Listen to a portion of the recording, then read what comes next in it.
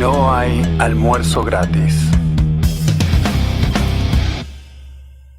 Hola gente, bienvenidos a No hay almuerzo gratis. Qué gusto saludarlos, qué alegría tenerlos a ustedes en este programa. Me refiero a vos, Luis. Sí, estoy contento de que estés acá con luz, con agua, con gas. Mariana, Muy bien, lo todo único que muy nos bien. falta es aire acondicionado. Por lo demás, estamos Hoy bien. hemos tenido un problemita con el aire, pero bueno, no pasa nada. Hay cosas peores. Sí, se sobrevive. Mirá, Luis, Míralo a Luis, si no, a lo que sobrevivió sobrevive. sin aire. Lo nombran y me acordé que se me olvidó poner el abanico acá al lado. Pero Traducción para Sí, los para no porteños. venecos, abanico significa ventilador. Bueno, hoy, Marian, quiero decirle a la gente que este es un episodio para la posteridad. Este es un episodio que van a escuchar tus hijos, tus nietos, tus bisnietos, tus tataranietos incluso. Obviamente, si tenés hijos en primer lugar, ¿no? Pues, si no, pero Hay que digo, empezar por el principio.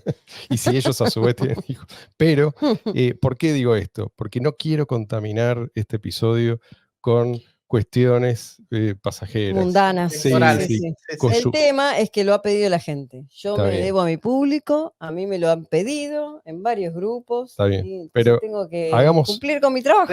le voltearon el podcast al presentador. No. Soy una simple servidora pública. Lo coyuntural en este episodio tiene que ser breve, solamente para que la gente sepa en qué situación Pero no estaba. sabes De acá a 500 años que sepan qué es lo que pasaba. No sabes qué dos noticias que tengo hoy. No. Bueno, dale, rápido. Una me la acabas de. Perdón, noticias que pasar. fortalecen esta Para sí, que vean lo adelantado que estaba. Que Sí. mientras el mundo estaba pensando en tales cosas, ya nosotros estábamos hablando de... Exactamente. Estas son, recordemos, noticias que fortalecen al efectivo electrónico peer-to-peer. La primera voy a mencionar que me la pasaste vos. Y la noticia dice así: Arnold Schwarzenegger cayó en desgracia. Fue demorado en el aeropuerto de Múnich por no declarar un reloj de lujo. Él es un aficionado, o no sé, bueno, se dedica hace mucho tiempo a coleccionar relojes de lujo, y la cuestión es que tenía un reloj que había decidido llevarlo a una subasta. Y no lo había declarado. No lo había declarado en ningún lado, no sé, no estaba registrado, dice. Claro. Planeaba subastarlo y no estaba registrado en la agencia tributaria correspondiente. Por ahí lo llevaba puesto incluso y le dijeron, chequese eso. Entonces dice que lo fotografiaron oficiales de aduana en un vuelo de Los Ángeles a Alemania, y entonces, bueno, estaban esperándolo y para pedirle que declare qué era lo que estaba llevando. Sí, no, lo tuvieron 2 horas. 2 horas interrogándolo. demorado, tuvo que declarar, llenar todos los formularios pertinentes. Lo habrán multado, qué sé yo. Y vos fíjate, y por lo que me fijé, el reloj tampoco era tan caro, no es que el tipo estaba tratando de pasar millones de dólares, eran $20.000, o no me acuerdo si $20.000 o 20.000 euros. Pero fíjate vos, esto refleja ya un Para él cambio. eso es el cambio. No, bueno, pero hay un cambio generacional. Ujú. Primero, ¿cuántos pibes hoy usan reloj? Ya es una cosa que está Bueno, en obviamente. Y que y coleccionan. relojes, sí, que coleccionan Relojes de relojes. colecciones, Es una cosa que. Sí, es muy Pero, boomer. pero digo, ¿cuántos pibes hoy hacen esta maniobra para transmitir valor entre un país y otro? O sea, vos podés hoy en día pasar por cualquier frontera sin tener que declarar absolutamente nada, Sí. y después llegás a tu destino y usás tu moneda. Es decir, no digo que todo el mundo lo esté haciendo, pero esto es cada vez más fácil. O sea, cada vez va a ser más fácil agarrar a los boomers, como Claro. Schwarzenegger, y más difícil a las nuevas generaciones. Lo que están haciendo es exprimiendo algo que ya prácticamente no da para más. ¿Cuánta gente hace este tipo de cosas? Porque al fin y al cabo lo que el tipo está queriendo hacer es transmitir valor de punto A al punto B. Sí. Y mirá lo que implica eso. Tengo que llevar esto, arriesgarme a que me lo agarren y después subastarlo y ver cuánto me dan por esto para conseguir el efectivo en otro lugar, que además, una vez que lo consiga, no sé cómo voy a hacer para pasarlo por la aduana. Bueno, todo este lío. $40.000 dice que valía el reloj, y acá está la explicación del oficial del principal de la aduana de Múnich, que dijo lo siguiente: hemos iniciado procedimientos penales bajo la ley tributaria. El reloj debería haber sido registrado ya que se trata de una importación. Si los bienes permanecen en la Unión Europea, hay que declararlos en aduanas. Esto se aplica a todos, ya se llamen Schwarzenegger, Müller, Meyer. Está bien. Bueno, ya Este, sabemos. Pero fíjate cómo El día- Schwarzenegger seguramente el día lo que- sabe. penales. Sí. Lo que no sabe Schwarzenegger es que hay maneras muy sencillas de evitar todo esto. Schwarzenegger no es su propio banco. Y yo creo que a esta altura el tipo, a la edad de él, no digo él en particular, a la edad de él es muy difícil cambiar tus hábitos. Si esto es algo que vos hiciste toda la vida y más o menos te funcionó, pero el problema es que cada vez se concentran más en esta clase de gente. Sí, obvio. Porque todo lo demás lo eluden muy fácilmente. ¿Qué es lo que van a hacer? No sé, y no me importa, pero empecé una noticia digna de mencionarse. Sí, Es sí. un signo de estos tiempos. Y hay otra más, una noticia local esta, más específicamente de la provincia de La Rioja. Y dice así: en la provincia de La Rioja, de Argentina, está planeando emitir lo que llamamos acá cuasimoneda. En realidad son unos bonos que emite el Estado provincial. Una cuasimoneda le van a poner, algunos decían que le iban a llamar chacho, otros decían que le van a llamar bocade, aparentemente porque es bono no sé qué. El gobernador ya anunció que quieren emitir esta moneda porque aparentemente el Estado provincial de La Rioja está en déficit, como en la mayoría de los estados provinciales de este país. En vez de ellos ordenar sus cuentas, en vez de reducir el gasto público, Obvio. en vez de cortar con todo lo que, digamos, con lo que llamamos acá los ñoquis y todo, no, ellos van a obligar a la gente que trabaja, o sea, porque las cuasimonedas funcionan de esta manera. Los trabajadores estatales de la provincia de La Rioja van a estar obligados a cobrar su sueldo con esta cuasimoneda y además van a obligar a comercios, supermercados, lo que sea, bueno, sí, servicios y qué sé yo, a aceptar esta moneda dentro del territorio de esa provincia. Así que bueno, esto aparentemente se viene y La Rioja sería la primera que lidera el proyecto, pero aparentemente habría otras provincias que quieren hacer algo parecido porque están todas, digamos, en este momento obviamente estamos en ajuste total y había mucha gente que estaba pasando la bomba gastando plata a lo pavote y bueno, esto ya pasó en Argentina en el año 2001, 2002. Se emitieron cuasimonedas en varias provincias. Una de las más famosas eran los Patacones. Y así como aparecieron después. Sí, bueno, pero por eso esto después circula y cotiza en el mercado. Sí. Vos podés salirte con la tuya emitiendo, pero después no podés definir cuál va a ser el valor que eso va a tener, ¿sí, Luis? Porque aparte, los riojanos, que son los que viven en esa provincia, o sea, si salen de su provincia, esas cuasimonedas la pueden usar en otro lado. O sea, la obligación, digamos, es dentro del territorio de la provincia, así que tienen que después cambiarlo y hay que ver después a cuánto lo pueden cambiar, o sea, es un tema, ¿no?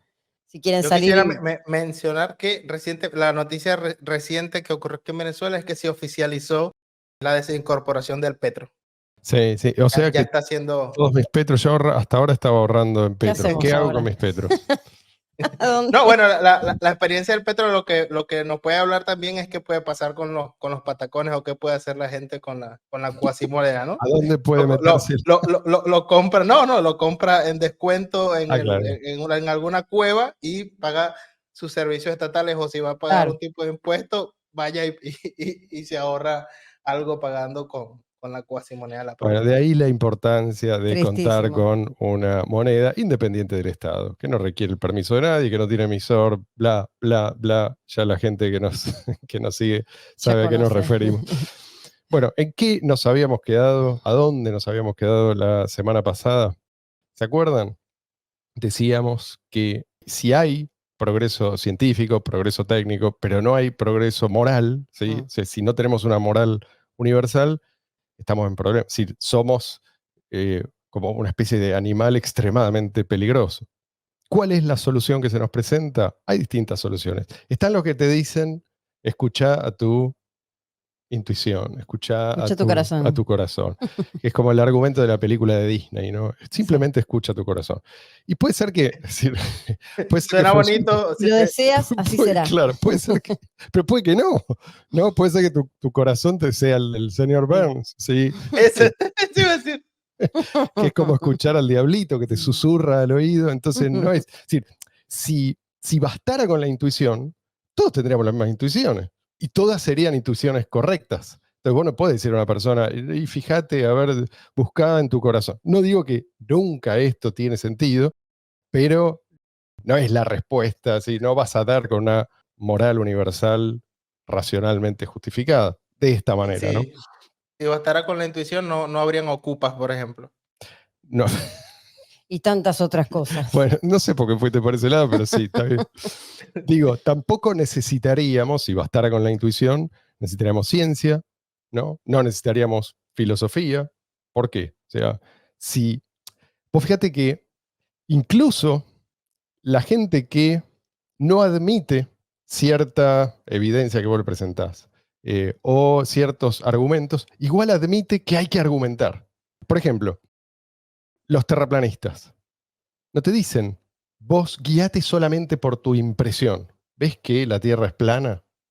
Lo que te dicen es, estas son las pruebas. Sí, mirá todas las pruebas que hay, sí. ¿Me entendés? Estés equivocado o no, esto evidencia los efectos de la revolución científica. No somos conscientes, pero estemos en lo cierto o no, estamos todos inmersos en esta nueva atmósfera. No siempre fue así. ¿Qué te dicen otros? Entrégate a la fe. Y de vuelta, si bastara con la fe, no habría discusión entre religiosos. ¿Por qué discuten? ¿Por qué siguen discutiendo? Siempre discutieron. Yo tengo mi fe, vos tenés tu fe, ¿sí? Ahora, vos incluso me podrás decir... dentro de las mismas religiones hay, Sí, absolutamente. hay diferentes opiniones. Imagínate el nivel de, o sea, de subjetividad, digo.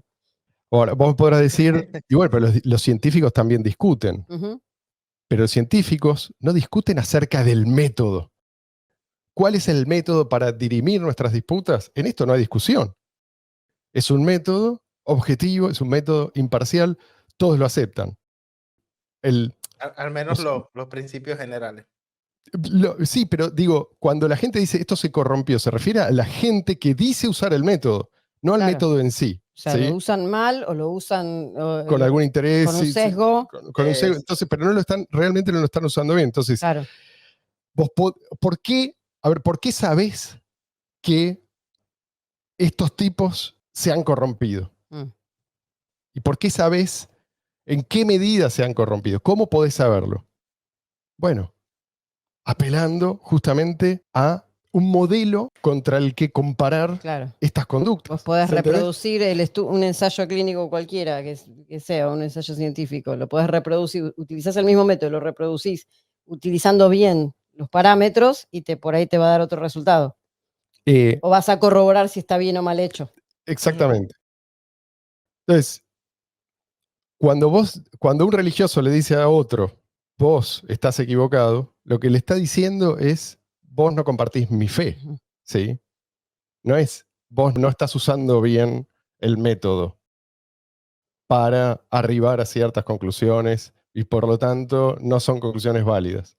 Se entiende la diferencia, ¿no? Es una diferencia crucial. Sí, sí.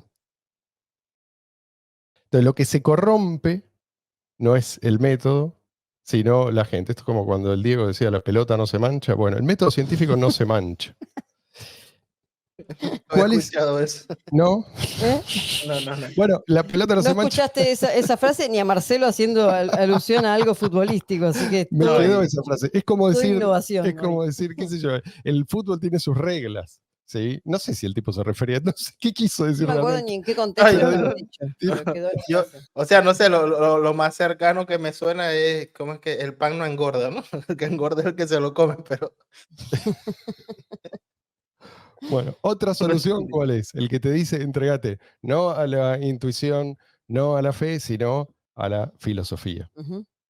Hay tres grandes ramas, si vos te fijás, bueno, son más, pero algunas yo diría son subramas. Tenés la metafísica, la epistemología. La metafísica hace referencia a la propia naturaleza de la realidad, ¿sí? En cambio, la epistemología se refiere a la forma en que vos entras en contacto con esa realidad. Y la ética, bueno, del comportamiento preferible, ¿sí? Dentro de esa realidad. Entonces, yo creo que todo lo que se hace con estas dos primeras ramas se hace para defender una postura ética. Aunque no se presente como tal, lo es. O sea, si se falsea la metafísica, si se falsea la epistemología, es para zafar de alguna manera de la ética, de una moral universal, ¿sí? Vos lo que querés hacer es defender una excepción. Claro. Vos querés defender un privilegio y para hacer eso lo disfrazás de otra cosa. Es decir, es algo cósmico, es algo necesario, es algo inexorable, ¿sí? Entonces, usás la filosofía. En realidad, no estás filosofando en rigor. Lo que estás haciendo es, ¿cómo se dice esto? Sofistería, ¿sí? ¿Qué es lo que hace el estatista? Chamullo. Es chamullo. El estatista siempre busca refugiarse en alguna excepción. O sea, la filosofía acá es un pretexto. El tipo no le interesa si tiene razón o no. Vamos, el estatista, a diferencia del religioso, no respeta ningún estándar. Vos podés decir, bueno, el estándar del religioso no es el correcto, pero para él está convencido de que sí lo es. En el caso del estatista, no. No hay nada por encima de la voluntad humana. ¿Se entiende la diferencia, no? Si él es más fuerte, entonces te va a decir que él tiene derecho a imponer su voluntad. Si él es más débil, te va a decir que él tiene derecho a que no se imponga su voluntad. Es como... voy a hacer una referencia. Si tienes mayoría parlamentaria, los demás tienen que seguir las reglas y respetar, pero si eres una minoría, no te dejan hablar 2 minutos adicionales de lo que dicen las reglas y entonces, exactamente. ¡Dictadura! Entonces, pero viste cómo se convierte, es como el personaje del Señor de los Anillos, ¿cómo se llama este? Vos lo ubicás. Gollum. Según si tiene el anillo o no. Claro, y sí. Y el religioso, bueno, como decíamos, por ahí no tiene razón, pero tiene convicción. Cree en un poder superior, cree en un estándar, y contra ese estándar se juzgan las conductas. ¿Cuál es el problema de la mayoría de los libertarios, en mi opinión, por lo menos de los no religiosos? Es que no tienen un estándar que defender. No tienen un estándar que defender, pero no son cínicos como los estatistas. Entonces, de ahí proviene quizás la tibieza de los libertarios en general. Les falta la firmeza del religioso y el cinismo del estatista. Pero esto es algo que vamos a empezar a remediar hoy mismo. Claro, quieren regirse por las ideas, digamos, del libertarianismo, pero al no tener eso... Esa defensa radical... Es como que la solidez se va... Y por eso muchos abandonan. ¿Sí? En algún momento, vos ves que esto pasa. Un tipo que solía ser libertario, y bueno, ahora que es, no sé... nacional socialista, ultraderecha, ultra, otro que, bueno, se hizo zurdo, otro que nada, viste, que se hizo nihilista. O algunos que van y vienen de acuerdo al tema en cuestión. Es como que al no tener esa brújula, depende del tema, se van como amoldando, bueno, a ver cómo cae esto, cómo cae lo otro, y para no perder por ahí el estatus, ¿no? Claro, bueno, pero eso te aleja cada vez más de una postura defendible racionalmente y bueno, lo que haces es acomodarte a el espíritu del tiempo. Bueno, no quiero dejar de mencionar primero a Hoppe, ¿sí? ¿Cómo se llama de nombre? Hans Hermann Hoppe, porque él es quizás la primera persona que postuló la defensa más radical del principio de no agresión. Y esta es quizás la base que sustenta todo lo demás. Esto lo hizo a fines de los 80 en una revista totalmente ignota y desaparecida. Ese artículo está, alguien por suerte sacó una foto, una imagen, hay un PDF circulando por ahí, lo pueden ver. Él era discípulo de un tipo que era un socialista, Habermas, se llamaba un filósofo, pero tenía esta idea de que en realidad la ética podía justificarse racionalmente y él siguió por esa línea, así que le debemos mucho a Hoppe, pero el que realmente desarrolló esto y lo convirtió en una demostración completa hizo un tratado. Sí, Stefan Molyneux. No se guíe por el artículo de Wikipedia de Stefan Molyneux. No, está porque completamente. Para encontrar si es un yo diría que no se guíen por el artículo de Wikipedia de nadie. De nadie, no. Pero bueno, el tipo realmente yo creo que encontró la solución. Ujú. ¿Sí? Y sí, puede ser que esto haya ocurrido en el siglo XXI. ¿Por qué no? En algún momento nació un Aristóteles, me imagino que los contemporáneos de él, algunos se habrán mirado ¿viste? Con cierto escepticismo, ahora se habrán preguntado, che, ¿será que realmente somos contemporáneos de este, De genio. claro, de este monstruo del pensamiento?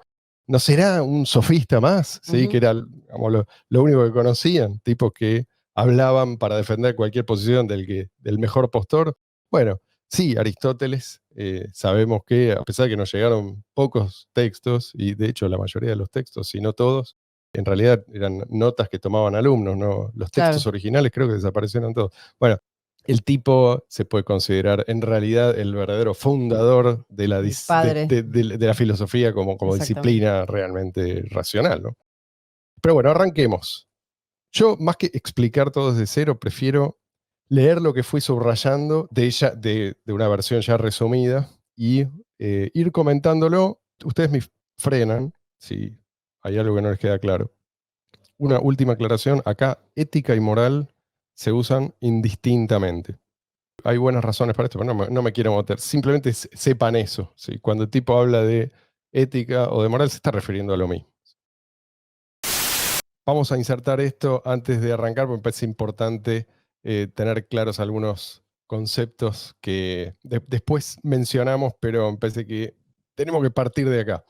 La existencia de la verdad. La verdad puede ser valorada en función de dos criterios centrales. Uno, la verdad es una medida de la correlación entre las ideas en nuestra mente y la congruencia de la racionalidad, la cual deriva del comportamiento coherente de la materia y la energía en el mundo real. Coherencia racional, entre paréntesis, o lógica interna. Dos, la verdad es también una medida de la correlación entre las ideas en nuestra mente y la naturaleza y el comportamiento de la materia y la energía en el mundo real. Entre paréntesis, evidencia empírica o empirismo. ¿Sí? Cualquier teoría, para ser válida, requiere, uno, coherencia interna, lógica. Dos, coherencia externa. Requiere ser contrastable, ¿sí? Ujú. Con el mundo exterior. Como la idea misma de consistencia lógica surge directamente de las pequeñas verdades, así las llama Steph, de la experiencia perceptiva, cualquier teoría que directamente contradiga dicha experiencia no puede ser válida. La evidencia siempre supera a la explicación. O sea, frente a una evidencia que contradice tu teoría debe ser descartada. Primer título, la disciplina de la ética teórica. Como bien señaló Hume, no es posible derivar un debe de un es. Esto significa que una preferencia universal no puede ser axiomáticamente derivada de la existencia. Una preferencia, las tablas de la ley, esto ya lo digo yo, ¿no? Dicen tal y igual cosas. Esto sería ¿sí? Un objeto que me dice qué es lo que corresponde. Que lo él dice, no, vos no vas a encontrar, podés investigar todo lo que vos quieras, no vas a encontrar qué es lo que corresponde hacer moralmente. No vas a encontrar esa respuesta en el mundo material. Es cierto que un hombre sedentario y sobrealimentado será poco saludable, sigue él, ¿no? ¿Esto quiere decir que debe hacer ejercicio físico y someterse a una dieta balanceada? No. El debe está condicionado por una intención. Si él quiere ser saludable, debe ejercitarse y alimentarse bien, ¿sí? Es cierto que si un hombre deja de comer, morirá de inanición. Es un hecho, pero no podemos derivar lógicamente de ello un principio vinculante como él debe comer. Si él quiere vivir, entonces debe comer. Esto no lo inferimos directamente de la realidad objetiva, sino de su intención, ¿sí? Vivir o morir. Pero el hecho de que debe no existe, ¿sí? La palabra debe o el concepto debe no existe en la realidad objetiva, no significa que debe es completamente subjetivo. Tampoco existen en la realidad el método científico ni los números, y tanto la ciencia en general como las matemáticas en particular constituyen disciplinas objetivas. ¿Sí? ¿Se entiende esto? Sí. O no vas a encontrar el número uno, aunque lo busques. ¿Sí? Sí. Pero eso no significa que no es válido como concepto. ¿Sí? ¿Sí? Las ideas pueden corresponderse con la realidad o no. Si se corresponden, entonces son válidas. El número 1, número 2, y no los vas a encontrar, pero sí vas a encontrar, no sé, 2 manzanas. ¿Hasta ahí vamos? Sí, sí, sí. Preferencias y universalidad. Cuando habla acerca de preferencias universales, me refiero a lo que la gente debería lógicamente preferir, no a lo que de hecho prefiere. Esto es un error muy común. Ujú. Para utilizar una analogía científica, dice, con el fin de realmente comprender el universo, la gente debería emplear el método científico. Pero esto no significa que siempre lo hagan. O sea, hay gente que para comprender, entre comillas, el universo que la rodea, no sé, medita, otros entran en trance, otros le preguntan a un gurú, ¿sí? ¿Sí? Esto es lo preferible, pero eso no significa que es lo preferido, ¿tá? Argumentos y universalidad. Si elijo debatir, he aceptado tácitamente una amplia variedad de premisas dignas de ser examinadas. Esto para mí es lo más importante. Sí, eso Sí, tiene que ser. a ver, no, obviamente estamos muy lejos de las conclusiones, pero sin esto no tiene nada. Porque mucha gente, esto es algo que en los debates pasa muy a menudo, ¿viste? Se van por las ramas y se olvidan de la raíz, ¿sí? Lo que este tipo te está diciendo es, pará la moto, ¿qué estoy haciendo? Mirá lo que está sucediendo, mirá las implicancias de este debate. Y ahí vas a sacar conclusiones sin necesidad de argumentos muy complejos, ¿sí? Sin necesidad de alejarte demasiado, ¿sí? Es más, lo que tenés que hacer no es alejarte. Y muchas veces esas discusiones eternas lo son porque se alejaron de estas constataciones. Uno, ambos existimos.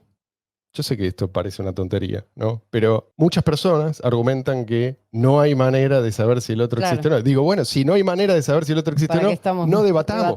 ¿Sí? ¿Qué es este? Mientras haya un debate, los dos estamos asumiendo. Se entiende porque esto es importante, ¿no? Somos dos personas lo rápido que descartás. Con voz, con cuerpo. Exacto. Entonces, hay argumentos que los descartás rápidamente. Vos considerás que yo no existo o que vos no existís, perfecto. Bueno, listo. Sí. Chao, hasta luego, nos vimos. No se debate. Claro. 2. Los sentidos tienen el potencial de percibir correctamente. Todo esto está implícito en un debate. 3. El lenguaje tiene la capacidad de expresar significado. 4. Importantísimo esto. La rectificación implica preferencias universales. Va acá una explicación. Si usted me corrige a propósito de un error que cometí, está aceptando implícitamente una preferencia. Es preferible que yo corrija mi error. Está bien. Y no se trata de una preferencia subjetiva, sino objetiva y universal. No me está diciendo, debería cambiar su opinión por la mía porque yo lo prefiero. Lo que me está diciendo es, debería corregir su opinión porque es objetivamente incorrecta. ¿Está la diferencia? Mi error no surge, sigue diciendo, mi error no surge de un mero desacuerdo con usted, sino como resultado de una desviación respecto a un patrón objetivo de veracidad. Su argumento se basa en el valor objetivo de la verdad. Es decir, que la verdad es universalmente preferible al error y que la verdad es universalmente objetiva. Todo esto está contenido cuando alguien te dice, no, vos estás equivocado. No importa si tiene razón o no. ¿Sí? Él está diciendo todo esto el momento en que te dice, ¿sí? Que trata de corregirte. Eso choca con ese tipo de personas que argumentan que la verdad debería ser tal cosa porque si fuera de otra forma, X se sentiría mal. O sea. Claro, a ver, lo que te está diciendo ese tipo es, esto es lo que yo prefiero, ¿sí? Vos deberías cambiar de opinión porque esto es lo que yo prefiero, lo que él prefiere. No porque es, digamos, preferible.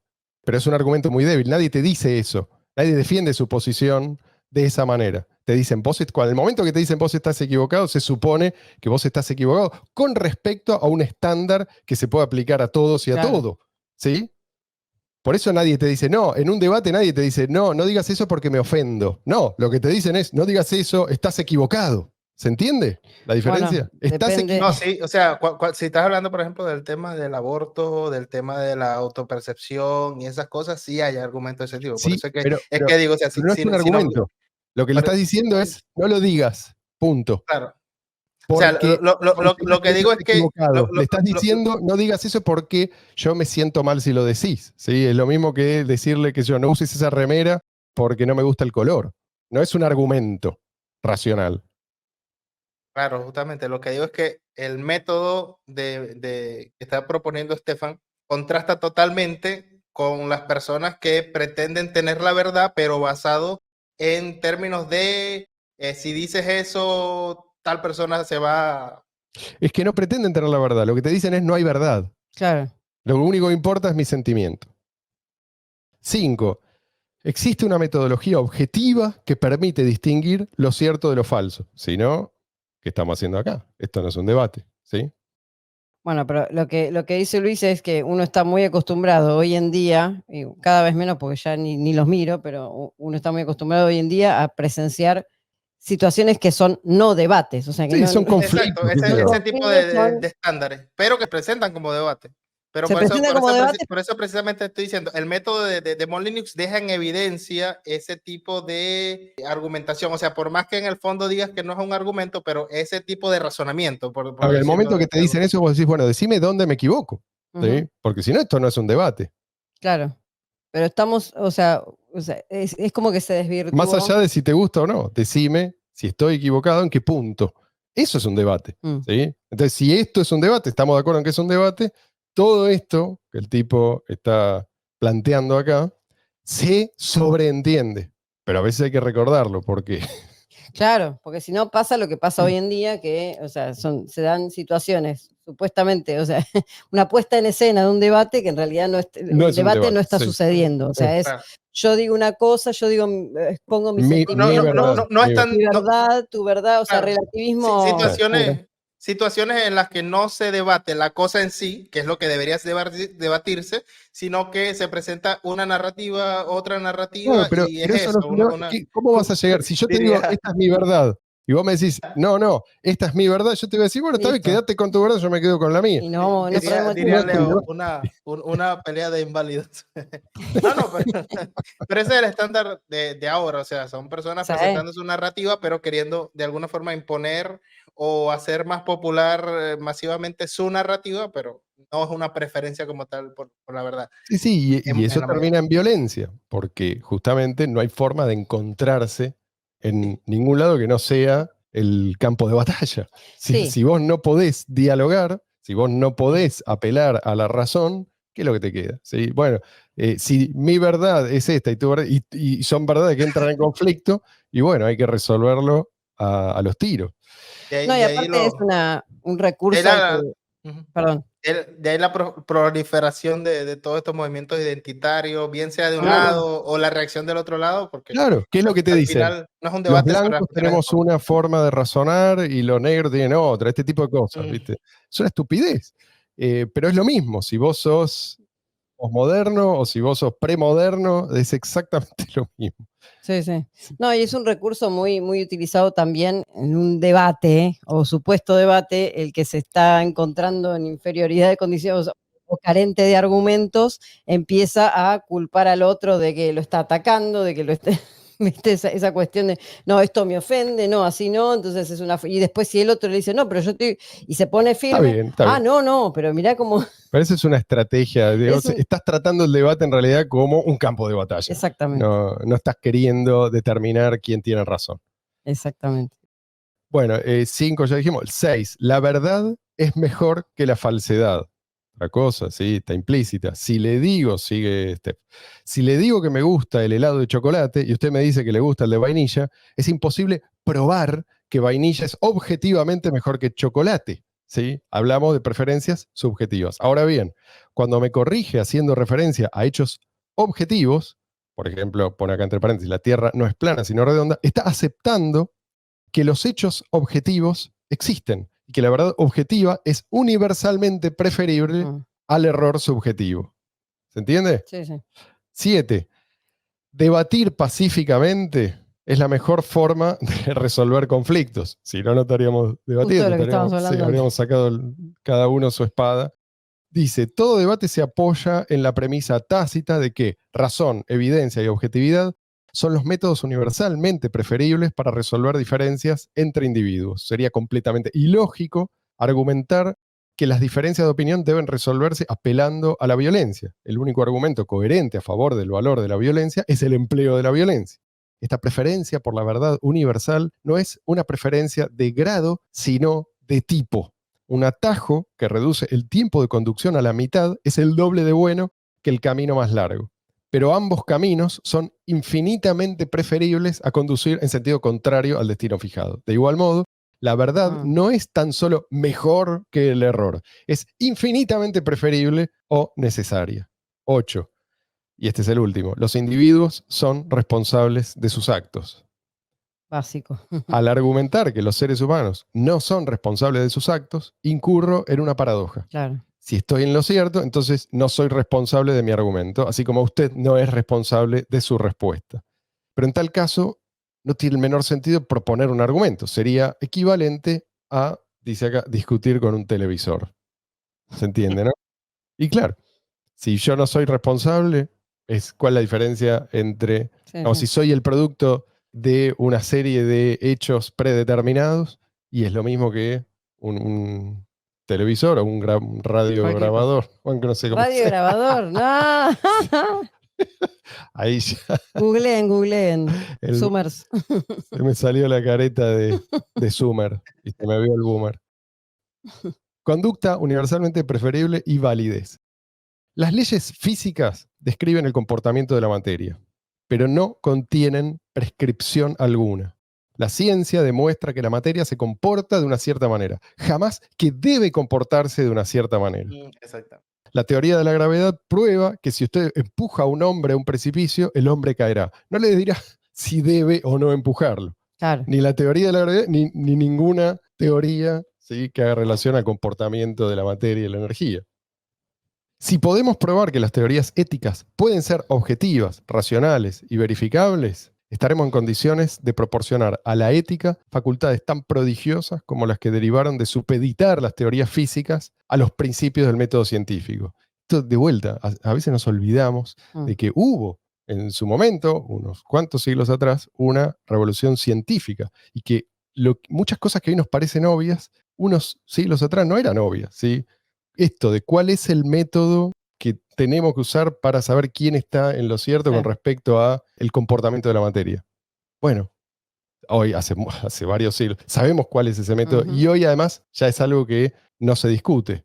Y de vuelta, esto no quiere decir que se acabaron las disputas. Lo que se acabó es, digamos, las disputas con respecto al método, ¿no? Sabemos cuáles son las reglas que todos deben usar para defender su posición. Y que esas reglas no admiten, por ejemplo, la amenaza. Vos podés cuestionar alguna de las verdades que ya sabemos. Entonces utilizás el método y decís, bueno, la gravedad, o sea, no existe. Bueno, utilizás el método y vas a volver sobre los pasos que ya se hicieron y vas a llegar a la misma conclusión. O a otra, que yo. O a otra, pero si utilizás el método vas a demostrar bien, por qué el otro está equivocado. El otro está equivocado. O sea, vas a llegar a la verdad. Y los dos, usando el método, van a poder llegar a esa conclusión. A esa conclusión, exactamente. Conducta universalmente preferible, nuevamente pruebas. Si yo argumento en contra de la proposición, conducta universalmente preferible es un concepto válido. ¿Sí? Yo argumento en contra de esto. Ya he mostrado mi preferencia por la verdad sobre la falsedad. Además de mi preferencia por corregir a quienes expresan falsedades. O sea, estoy diciendo que es preferible la verdad. La verdad. No que yo la prefiero, que es preferible. Esto un poco lo explicábamos antes, ¿sí? Y por lo tanto te estoy diciendo que vos también deberías preferirla. Esto lo vamos a ampliar un poquito más adelante.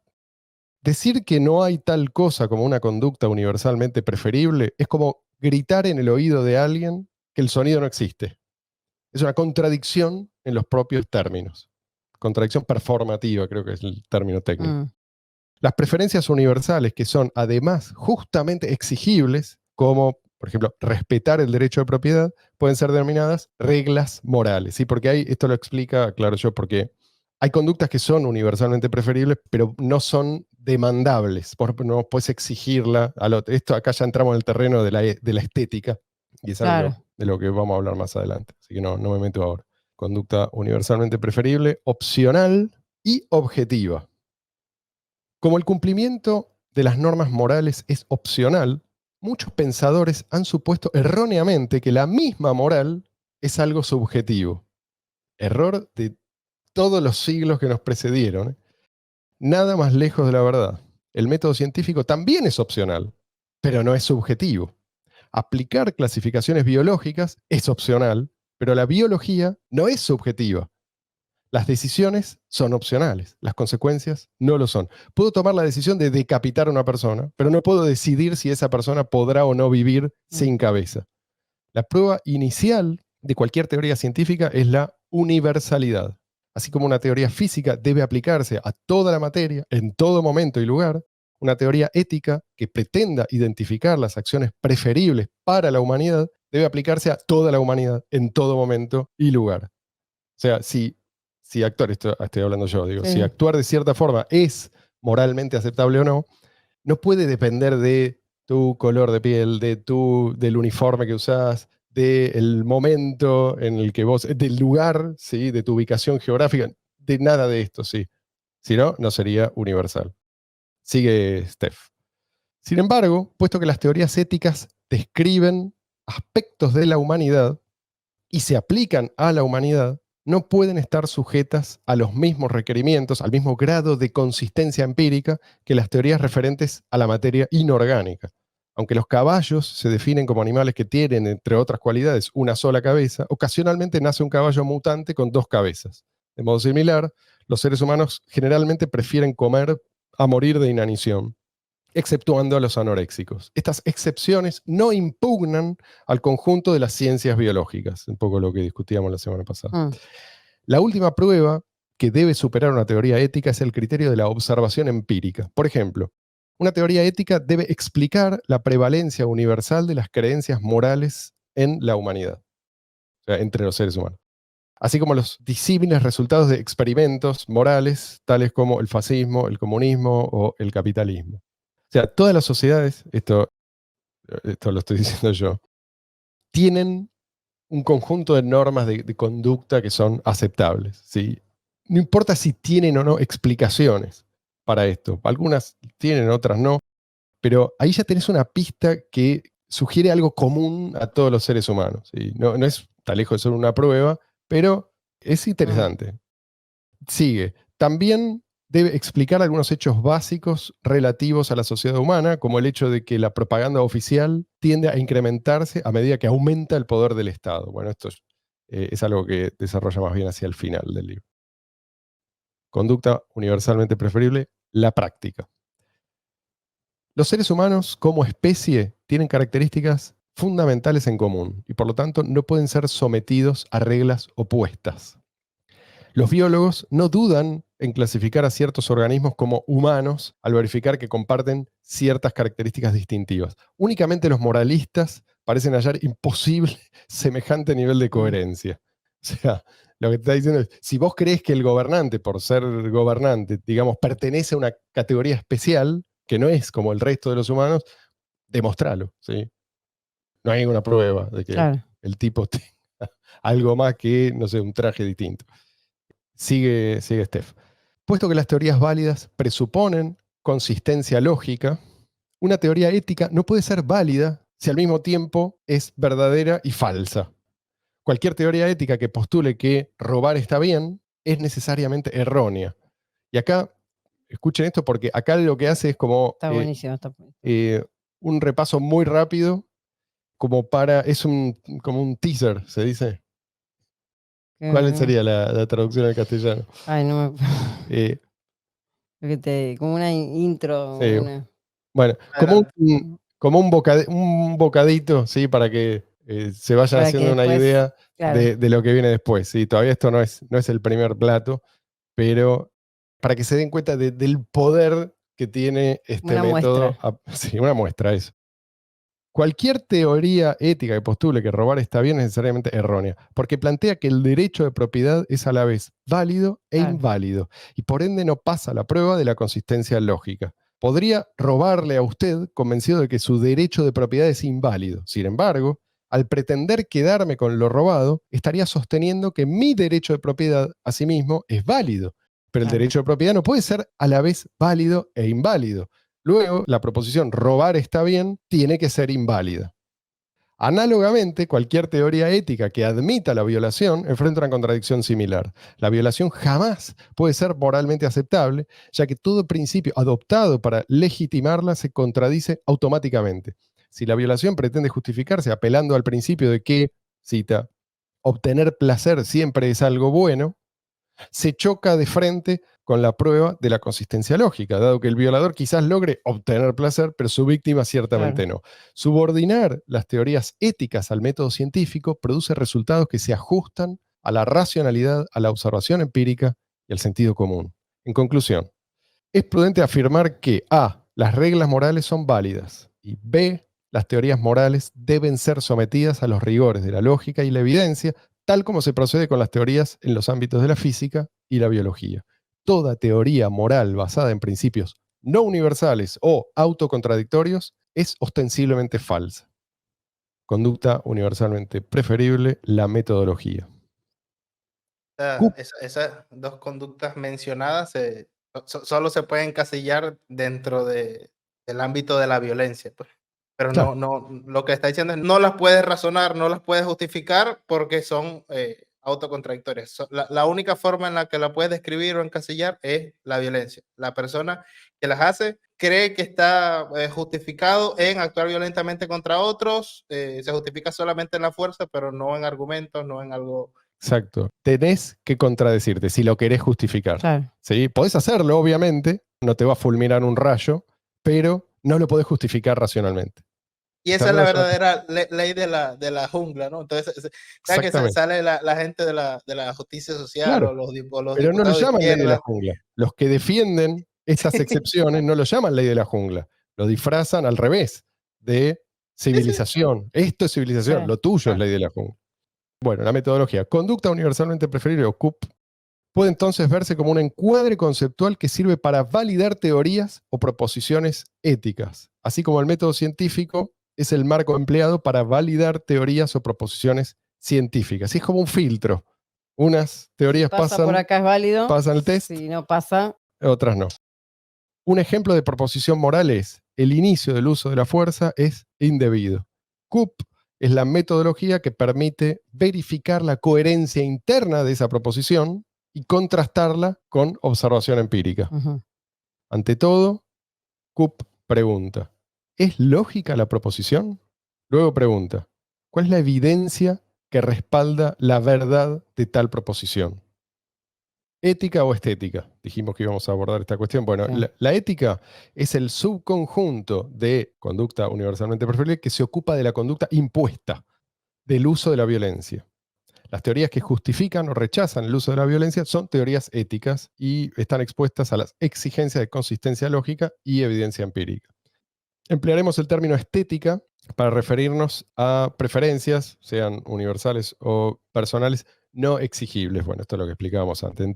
En tanto, los términos ética o moral se referirán a preferencias exigibles. Es universalmente preferible, es decir, necesario, utilizar el método científico para validar teorías físicas. Pero no podemos usar la fuerza para imponer el método científico a quienes no lo utilizan, dado que no utilizar el método científico no es una acción violenta. Si vos usás o no el método científico, no es una cuestión moral, es una cuestión, en todo caso, estética. ¿Está? Bueno, esto es un punto, me parece también importante. El tema de la evasión o evitabilidad sería la palabra. Dice: la cuestión de la posibilidad de evitar situaciones es clave para diferenciar la estética de la ética. La estética se refiere a situaciones que, por desagradables que puedan resultar, no eliminan la capacidad de elegir. Por el momento podemos asumir que cualquier amenaza de iniciar el uso de la fuerza es inmoral, pero la cuestión de la posibilidad de evitar determinadas situaciones, particularmente el grado de evasión requerido para evitarlas, es también importante. Si tengo que volar a otro continente y caminar enfrente de su casa para exponerme a la consumación de sus amenazas, no está en juego para mí una actividad precisamente cotidiana. Si usted me advierte que seré violentamente atacado toda vez que transite por el único acceso a mi propia casa, entonces paso a ser víctima de una invasión grosera de mis libertades. ¿Sí? Esto forma parte del análisis. Tema zonas grises. La existencia de ciertas zonas grises, así llamadas en el campo de la ética, frecuentemente ha sido utilizada para justificar el más completo relativismo. Por eso guarda con esto. Dado que no es posible definir normas objetivas y precisas para cada una de las situaciones concebibles, a menudo se saca la conclusión de que nada puede realmente saberse nunca y que no existen criterios objetivos aplicables a ninguna situación. Esto es falso. Toda la gente mínimamente razonable admite que la biología es una ciencia válida, a pesar de que algunos animales nacen con raras mutaciones. Que un perro pueda nacer con 5 patas no significa que la categoría cánido pasa a ser completamente subjetiva. Que ciertas especies de insectos sean difíciles de clasificar no significa que no hay diferencia entre un escarabajo y una ballena. Por algún perverso motivo, la destrucción gratuita de las pautas éticas, normativas y racionales hace las delicias de muchos intelectuales. Cualquiera sea la razón, la mayoría de los pensadores modernos caen en la categoría de antipensadores, así lo llama él. Lo cual resulta muy extraño. Es algo equivalente a la existencia de un enorme grupo de biólogos, entre comillas, entregados de por vida a la tarea de argumentar que la ciencia de la biología no es posible. Si la ciencia de la biología es imposible, convertirse en biólogo tiene tanto sentido como aspirar a convertirse en clérigo siendo ateo. Existen zonas grises y sabemos que son grises en relación a las zonas que no son grises. El tiempo que los seres humanos pueden aguantar la respiración bajo el agua es una zona gris, ¿sí? Menos versus más. La cuestión de si los seres humanos pueden o no respirar agua tiene sin duda una respuesta en blanco y negro.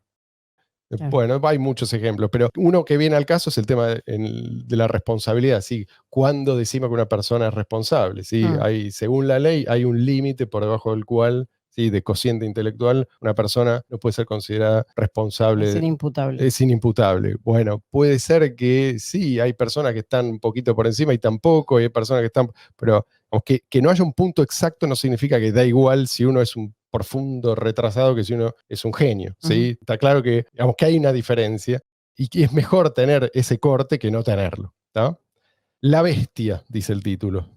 A lo largo de la historia humana, una y otra vez comprobamos que los instrumentos más peligrosos en manos de los hombres no son las armas de fuego, ni las bombas, ni los cuchillos, ni los venenos, sino las teorías éticas. Una simple razón explica por qué las clases dominantes invariablemente utilizan teorías éticas para justificar su poder. Los seres humanos tienen un ferviente deseo de actuar conforme a lo que creen que es el bien. Si el servicio a la patria puede ser definido como lo bueno, tal servicio será inevitablemente prestado. Si la obediencia a las autoridades militares puede ser definida como virtud y valor, esa forma particularmente violenta de esclavitud será glorificada y practicada. Esto es cierto. Y esto es lo que a mí me llena de optimismo. Porque, vamos, ¿qué pasa si la gente aprende a definir correctamente lo que es virtud y lo que no lo es? Bueno, ese impulso sigue estando. ¿Me entendés? Sigue. Los delincuentes comunes existen. Digo, ese impulso sigue estando, pero va a estar bien dirigido. Claro, sí. Los delincuentes comunes existen, por supuesto, pero casi no tienen impacto en nuestras vidas en comparación con quienes nos gobiernan sobre la base de falsas teorías éticas. Sí, en efecto, de las teorías éticas falsas derivan los mayores peligros para la humanidad. Entonces, nuestra más alta prioridad tiene que ser el descubrimiento, la comunicación y el refinamiento de una teoría ética válida, racional y empíricamente. Y ahora pasamos a la aplicación.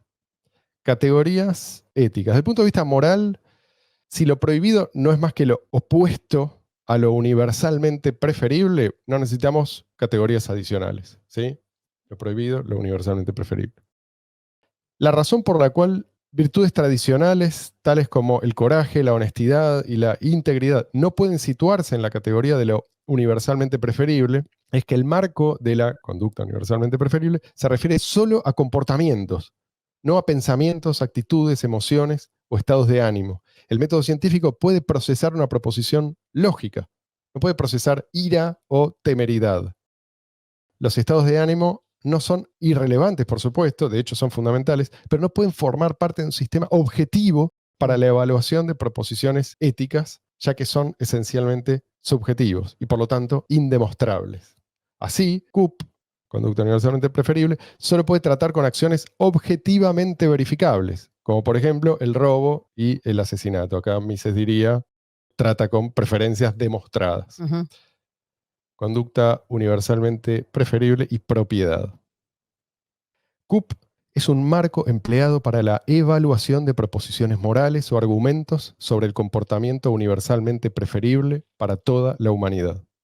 En primer lugar, un hombre debe ser responsable de sus propias acciones si éstas han de ser juzgadas moralmente. Como ya hemos argumentado, la capacidad de elegir los propios actos es fundamental para cualquier valoración ética. Si yo digo, los hombres no son responsables de las acciones de sus cuerpos, sería muy justo que usted me preguntara, ¿quién está utilizando entonces mis cuerdas vocales y mi boca? Si digo que no tengo control sobre mi discurso, el cual es un efecto del cuerpo, entonces habré sostenido mi tesis a costa de invalidarla por completo. ¿Sí? Explícalo bien esto porque esto... Este es el punto en el que insiste Hoppe, viene insistiendo desde los 80. Sí, es fundamental. Se entiende, ¿no? No se puede argumentar que los hombres no son responsables de lo que hacen. Porque el hecho de argumentar implica hacerse responsable de lo que uno está haciendo. Eso. Uno está usando su propio cuerpo para argumentar. Uno está, de alguna manera, afirmando la autopropiedad. Y acá es donde Hoppe dice, sí, exactamente eso es lo que estoy diciendo hace décadas y nadie me hace caso. Me recuerda al ejemplo que diste la otra vez del tipo que escribió un libro argumentando que el debate es algo inútil. Exactamente. O sea, te tomaste la molestia Son argumentos que se escribirlo, editarlo, no sé cuántos meses le pusiste. Se autodetonan. El mismo acto de argumentar se autodestruye. El acto mismo de controlar mi cuerpo para producir un discurso conlleva la aceptación de mi capacidad para controlar mi discurso. Claro. Una forma implícita de afirmar mi propiedad sobre mi cuerpo. Bueno, acá él mismo lo dice. Luego, rechazar la propiedad del cuerpo equivale a rechazar toda moral, lo cual, como ya hemos visto, es absurdo. Lógicamente, dado que la moral se define como un subconjunto exigible de conducta universalmente preferible, quien rechaza la moral está diciendo que es universalmente preferible creer que no existe lo universalmente preferible. ¿Sí? Ahí está la contradicción. Si la autopropiedad exclusiva no es un axioma, entonces incluso el delito de asesinato pierde su significado. Por eso es tan importante este punto. Lo que el tipo está diciendo acá es que si vos olvidás esto, entonces no tenés base para condenar ninguna conducta por aberrante que sea.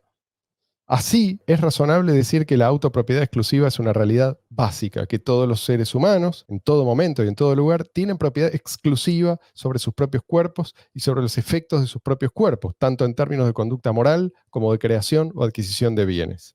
¿Sí? Y después, bueno, acá responde a la objeción de los que plantean la posibilidad de que uno tenga propiedad, pero no del 100%, sino solo una parte. La respuesta es, el problema con cualquier teoría que aboga por derechos de propiedad inferiores a 100% es que instantáneamente crea un efecto dominó de regresión infinita, en el que todos acaban con derechos de propiedad infinitamente pequeños sobre casi todo, lo que es claramente imposible. ¿Sí? Ponele que tu televisor, en realidad vos tenés la mitad y la otra mitad le corresponde a otro. Bueno, a ese otro, a su vez, le correspondería un 25% de tu televisor, ¿sí? Porque no es 100% suyo y así sucesivamente. ¿Se entiende? Está bien, sí.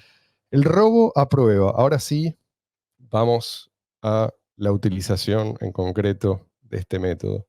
A poner en práctica esto, sí, todos los conceptos con dos ejemplos. Sí, dos ejemplos que son universales en el sentido que más allá de diferencias, no hay culturas en las cuales se aplauda el robo, ¿sí? O la violación. Ponele, lo llaman de otra manera, pero si lo aplauden, no lo consideran violación. ¿Se entiende lo que digo? Sí. O ponele, tienen una justificación especial para determinar, tienen como una excepción, pero no lo ven como algo bueno. Quizás es algo válido en determinado contexto, en una guerra, pero no es algo que ellos consideran que es lo correcto dentro de su sociedad. ¿Tá? Bueno, volvamos entonces, el robo a prueba. Si los derechos de propiedad no son válidos, el robo es un acto completamente ilógico, ya que implica la reivindicación del deseo de controlar la propiedad. Los mismos derechos de propiedad no son más que la afirmación de un legítimo afán de mantener el control sobre determinados bienes. Si Doug roba el encendedor de Bob, es porque Doug desea tener el control sobre el encendedor. Si Doug roba el encendedor de Bob porque considera que los derechos de propiedad no son válidos, en realidad lo que está diciendo es, quiero tener el control sobre el encendedor de Bob porque nunca es válido tener el control sobre un objeto. ¿Sí? En otras palabras, el robo es tanto una afirmación como una negación de los derechos de propiedad.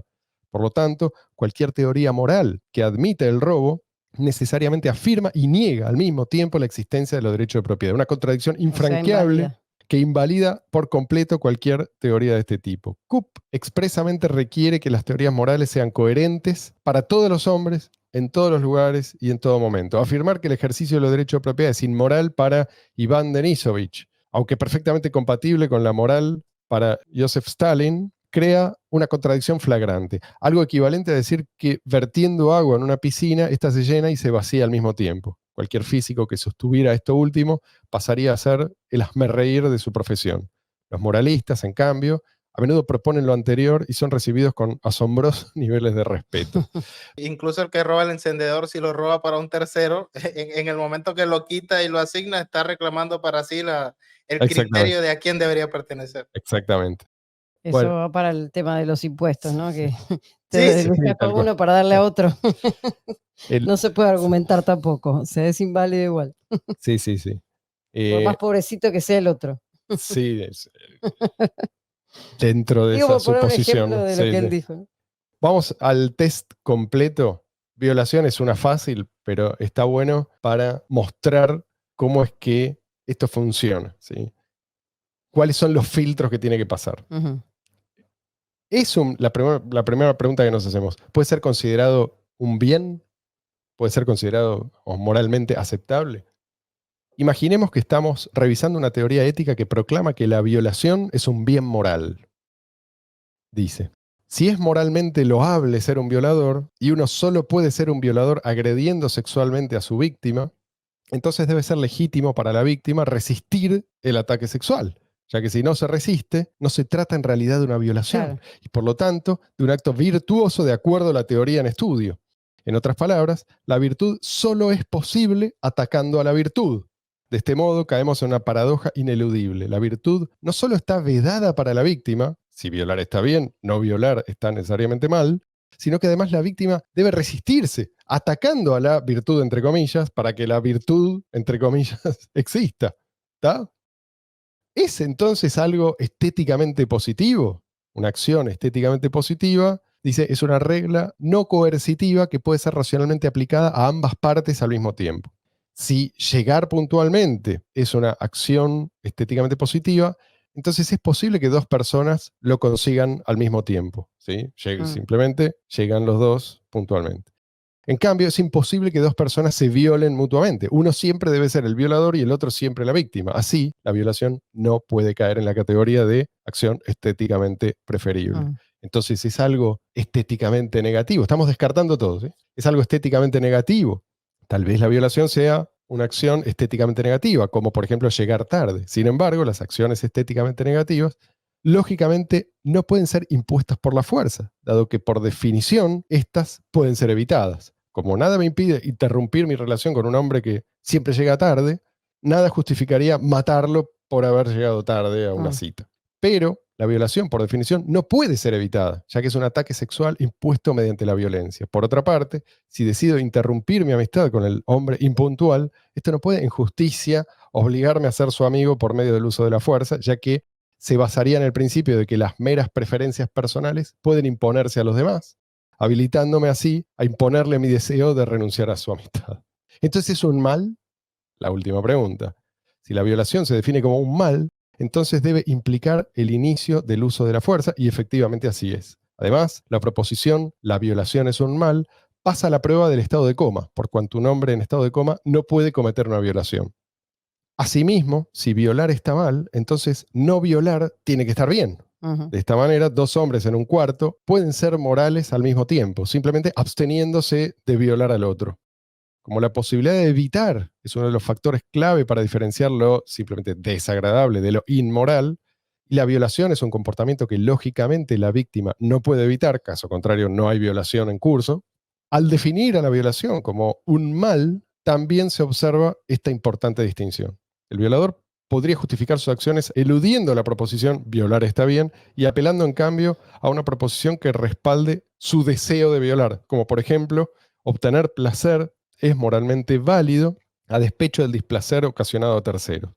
Esta proposición sucumbe ante la prueba lógica más básica de la conducta universalmente preferible. Si Bob cree que él debería poder violar a Doug con el propósito de obtener placer, más allá del displacer infligido a Doug, Bob no podrá elevar su preferencia racionalmente a conducta universalmente preferible. Si todo el mundo debe poder obtener placer a despecho del displacer ocasionado a terceros, entonces no hay razón válida para dar prioridad a la preferencia de Bob, violar a Doug, sobre la preferencia de Doug de no ser violado, allá del displacer que negarse a ser violado le causaría a Bob.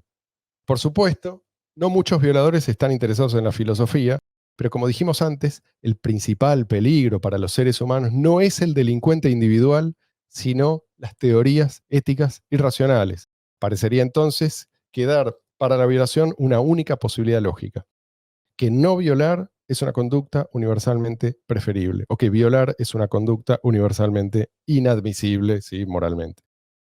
El marco de conducta universalmente preferible ha validado correctamente nuestra premisa moral, confirmando que la violación es un mal.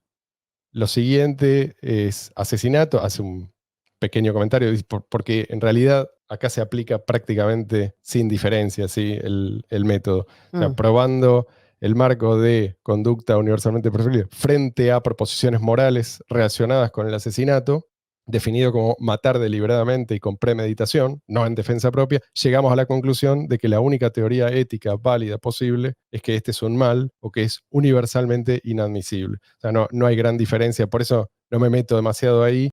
Después viene el fraude, ahí, o sea, hay más matices, pero ya hemos avanzado bastante. Creo que es un montón.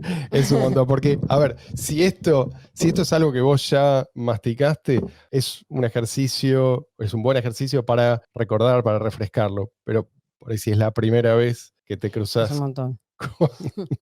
Mira que yo leí el libro Sí. y lo charlé un montón, pero igual es un montón y hay un montón de cosas que está bueno reescuchar o poner ejemplos permanentemente para poner a prueba los conceptos. Bueno, eso es lo que el tipo empieza a hacer acá. Y a partir de ahora vienen más. Y a partir de ahora, en realidad ya estamos, creo que la parte más árida ¿sí?, ya la superamos. Pero me parece que vamos a tener que dedicar un episodio más, por lo menos. El que me pidió participar es Sebastián Ortiz, tiene muchas cosas que decir al respecto, tiene algunas críticas. Entonces, por ahí, el último episodio, no sé si va a ser el que sigue o el otro, vamos a hacerlo con él para una discusión final y conclusiones. Por ahora, lo dejamos aquí. Muchas gracias por acompañarnos. Luis, sí, decime. Bueno, solo recordarles que los episodios los pueden encontrar en YouTube, pero también estamos en Anchor, estamos en Spotify por Podcasters, Odyssey.